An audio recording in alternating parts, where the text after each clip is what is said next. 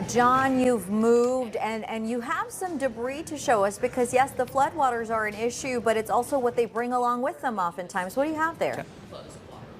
Yeah, this is a pretty big piece of wood that was flowing down the Stillaguamish and then made its way out into the roadway here. It was right in the middle of the road, so I went out and grabbed it. You can see there is still debris coming through here, through the neighborhood, through the yards here and into the road. And here comes a van trying to make it through here. This has actually gotten deeper along this road here on 115th, right along the Stillaguamish in this neighborhood. In fact, I talked earlier about people ultimately maybe getting trapped in their homes because of all this flooding. And I did just see a small SUV start to come down here like this van is right now. Made it about halfway through that water and decided they weren't going to chance it. They turned around and went back, effectively trapping them in their homes because this is a dead end down here. There's no outlet. So that's what we're talking about when we say that these floodwaters can kind of trap people in their homes, even if it's not coming into your homes or around your driveway and your yard. As you can see, these folks are trying to clear out the road as well because this debris keeps coming from the Stillaguamish, which is right here, and then it's flowing, especially through this yard and this area here, right into the road. And you can just see this guy's having a little dance here. But if you look down here, there's a fence that has been removed. We talked to those neighbors earlier. They've removed a portion of the fence just to allow the water to flow through there because they were having logs that were backing up to the fence. So this way they can just let the debris flow through. The dog's loving it. I mean, what dog wouldn't love it? My dog would love to be out here chasing a ball in this stuff. But we're starting to see people come through here in some different vehicles, maybe to potentially come out and help people if they need to get out of their home. And these guys are coming by right now. How you doing? They got one of these tracker off-road vehicles. So people looking out for their neighbors here as well. We know that the fire marshals come through here and they're evaluating whether to ask people to begin the evacuation process. Don't think it's going to happen quite yet, but the rain keeps falling. We're watching the Stillaguamish flow. It's an angry river coming through right now, and it's spilling out onto these roads as well. We've already seen people have to be rescued out of their cars just in this neighborhood alone, Maria. So it's a tough time for these folks living here. I know there's a lot of people that are nervous because they think the river's going to rise even more and maybe cause problems in this area. Yeah, and let's get a look at the potential for that. Brian, I know that you're talking about possibly a lot of these other rivers. We're going to be keeping an eye out for them. I mean, are people right to be concerned here that this could potentially get worse as the day wears on? Yeah, in some areas, I mean, we're not going to see these rivers crest until later on tonight and tomorrow, especially the larger rivers, the bigger rivers like Snohomish and the Snoqualmie, and then up towards the Skagit River. In some areas, especially downstream, as you work your way a little bit closer to the Puget Sound, that's where we're going to be seeing those rivers crest later. But up near areas like, let's say, along the Skagit near Concrete, that's where we're going to be seeing the river crest tonight. So some of that's happening today. The smaller rivers it will be cresting today, and then those bigger rivers cresting as late as tomorrow midday.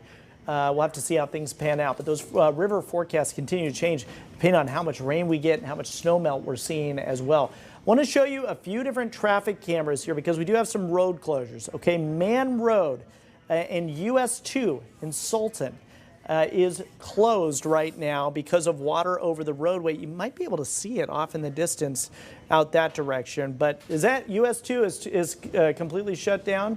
At Man Road in Sultan. Okay, all right, so water over the roadway up in that area. We're also seeing some closures in Bellevue at Camber Road and Southeast 7th Place. Both of those areas seeing some closure. It looks like we have out in Index and Galena Road and the Oso Loop Road. Also, all of those are closed at this hour because of the water over the roadways there as well.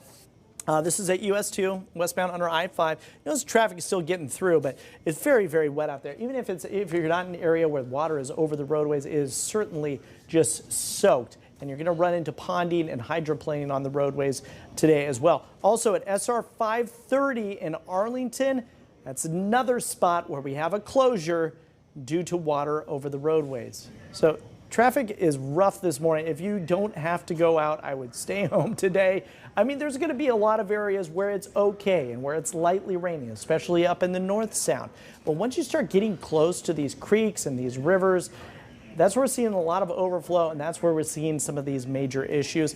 And clogged drains this time of year are really make things rough, especially when we have 2 inches of rain. You get these clogged drains, and now you have these enormous puddles in the middle of the road. Maria?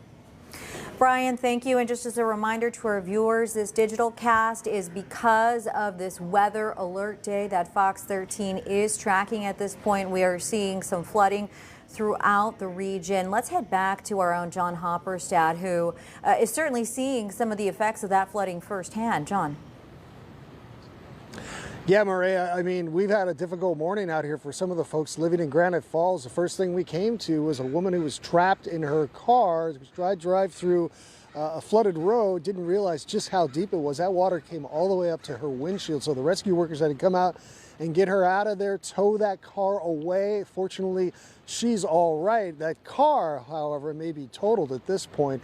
But that was the first thing we noticed. And then just driving around, you see all the other flooded roads here, and especially in this neighborhood, which is right off the Stillaguamish River. You could see right here, the river essentially is just flowing through the yards of some of these homes onto the road and then into these pastures here as well. And it has gotten deeper and stronger over, I'd say, the last hour or two here. We just saw some folks driving out, and that's a concern because the people who live past this point, there's no outlet down there. So if they're going to get out of here and they're worried about the water flowing over the road, which you should be worried about, by the way, turn around, don't drown, then they may want to think about getting out of here now before it gets even worse. And we see the rain continuing to fall here. We're at a major flood stage here on the Stillaguamish at this point.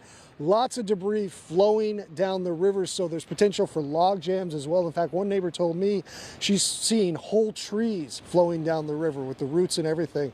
So kind of a dangerous situation up here in the Granite Falls area, and I know there's a lot of concern about this going forward. If it stopped now, people are used to floods here. They can deal with it, but if it keeps up, they're gonna have to make some decisions on what they want to do here, whether they want to evacuate or stay in the neighborhood. Brea?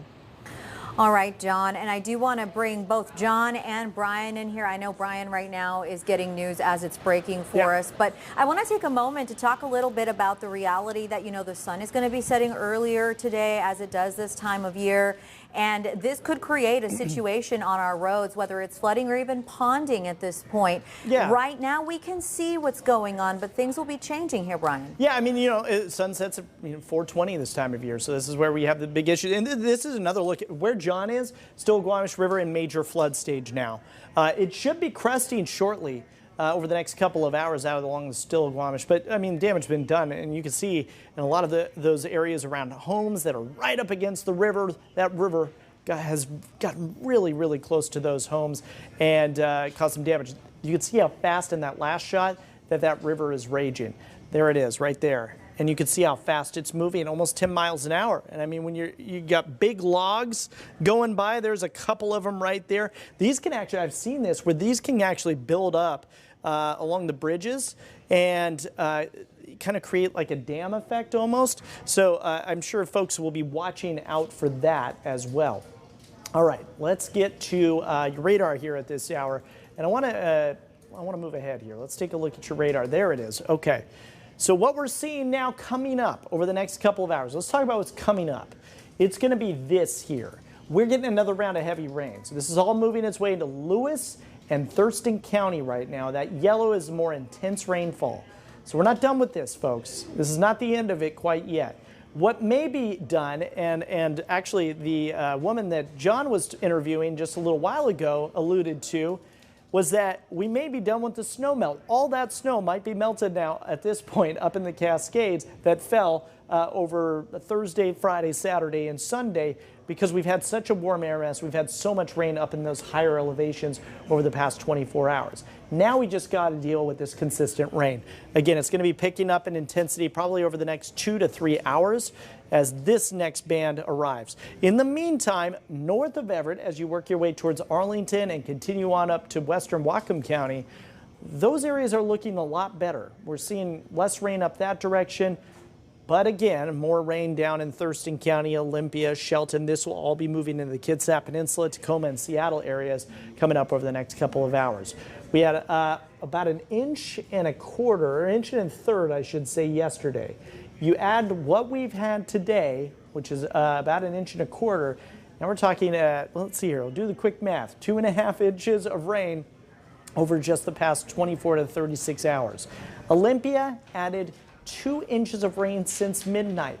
Bremerton, about 1.3 inches. Shelton, about 1 inch. And up towards Everett, about 3/4 inch. All right, got a couple more road closures here. This is out in Thurston County. We got Delphi Road and Lemon Road are closed due to water over the roadway. Also near Arlington, Dyke Road is closed. I know that exit, Dyke Road is closed up near Arlington due to water over the roadway as well. Getting a lot of these, folks. We're going to continue to see more as these rivers approach their crest coming up later on tonight or tomorrow. Temperatures are still very mild. We're still in the 50s. I want you to look at all these dots. Okay. Ignore the green dots, ignore the yellow dots. It's the red dots and the pink or the purple dots that we're most worried about. And that is the Snoqualmie River near Carnation. That's expected to crest at major flood stage. The Snoqualmie River at Snoqualmie Falls is expected to crest at moderate flood stage. The falls are going to be absolutely raging today. Actually, it'll be quite a sight up there at the falls today. At Cathcart and up near Snohomish, along the Snohomish River, this is actually out towards Monroe. This is going to crest at moderate flood stage out near Monroe, the Snohomish is. And near Snohomish, this is where it's going to crest at major flood stage. That'll happen early tomorrow morning around 6 a.m. And then we go up a little farther north, Concrete, that will crest tonight, the Skagit River. And then we'll see early tomorrow morning out near Mount Vernon, the Skagit River crest at major flood stage as well. A lot of these areas, if you remember 16 years ago, I think it was 16 years ago now at this point, out in Mount Vernon, they had a devastating flood. Since then, they've shored up some of the area along the river, built things up a little bit higher. And then if you remember last year when we had those major floods, or the year before, I should say, it actually ended up being a lot better and a lot more okay out towards the Mount Vernon area because they took action and because they were able to kind of build things up and shore up the shorelines along the river up that direction. So even though we're going to be into major flood stage, and that's still very dangerous, hoping that there's not going to be any big issues out in Mount Vernon because of all the work that they've done to help out alongside the river. So today, as we move into the afternoon, we are going to continue to see that steady stream of rain. It is going to be heavy at times, even during your evening commute. So that evening commute is going to be yet another sloppy one.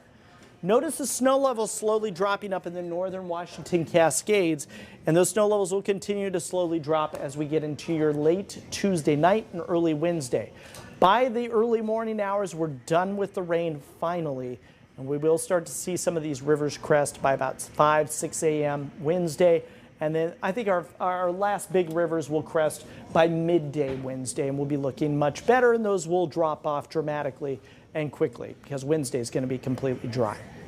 All right, Thursday we'll bring in some more showers. We'll talk more about this in just a couple of minutes. Let's send it back to Maria. All right, Brian, thank you. Let's get one more look outside with John Hopperstad right now. And I mean, it's just getting wetter out there, John, and I know that flooding remains a concern for the people who live in the area. Yeah, I got to tell you, this coat, this Fox 13 raincoat is doing a pretty good job because I'm not totally soaked with this coat on. But yeah, you could see we're dealing with flooded roads out here in Granite Falls. We're right off the Stillaguamish River, which is now a major flood stage at this hour. And we're watching as people try to drive through here. We just saw a Cadillac come pulling up here and made the wise choice because he's pretty low to the ground to turn around and head the other way. But if you're in a truck, you can make it through here. But you can see it is getting deeper and a little more treacherous here as the river continues to flow right into yards here and then across the road and into some of the pastures here. In fact, I talked to a farmer earlier this morning who said he walked outside his house this morning and noticed one of his beehives kind of floating away. Fortunately, it wasn't a hive that had any bees at the time, but that's just kind of what they're dealing with here, watching some things in their yards kind of float on this house that's just behind us here. Talked to those homeowners earlier as well, and they were kind of putting some stuff into higher ground. They were getting the debris out of the yard because it's flowing right out of the river into their yard. And they're preparing to leave if they have to. They've lived there about 4 years. They say this is the worst they've seen it in that time.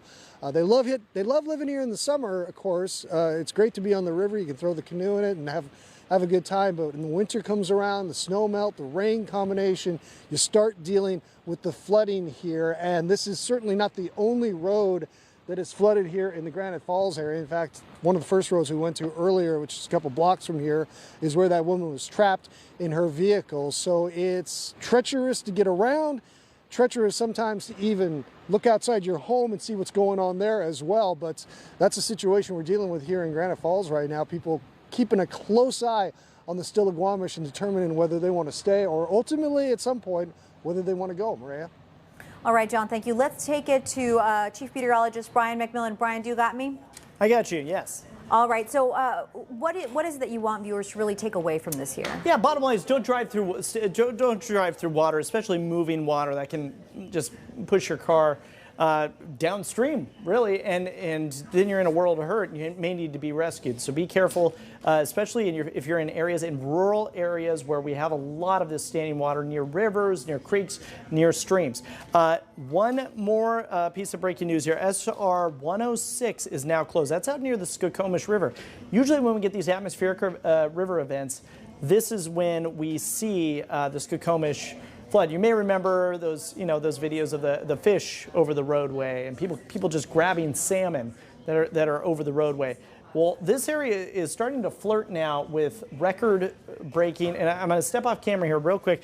I'm just going to take a peek at the latest mark here. So they are now at, let's see here, 17.97 feet. The all-time record is 18.2 feet. So they're just about 0.2 of a foot. I guess that would be just a few inches off of the all-time record out there along the Skokomish.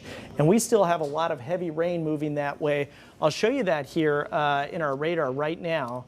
More rain, more moderate to heavy rainfall is moving out toward that direction, out towards Mason County. So again, that's SR 106 is closed.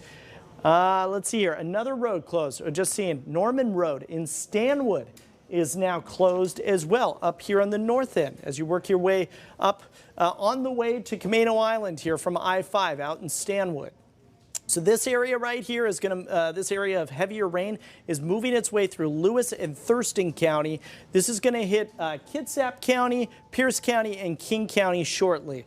So heads up, there's more heavy rain on the way. Bottom line is do not drive through this stuff. If you can stay home today, probably be a good day to do it. Tomorrow is going to be so much better as those rivers recede and as the rain ends, things dry up quickly. There you have it, Maria. All right, Brian, John, thank you so much for that. I know that our viewers do depend on this information. And look, here's what you can expect from us at this point. We will be interrupting the Fox Local live stream at any point today with key weather updates. But as Brian has said, that rain will continue today, and it's something certainly to keep in mind as the evening commute is set to begin in just a few hours. Thank you for joining us.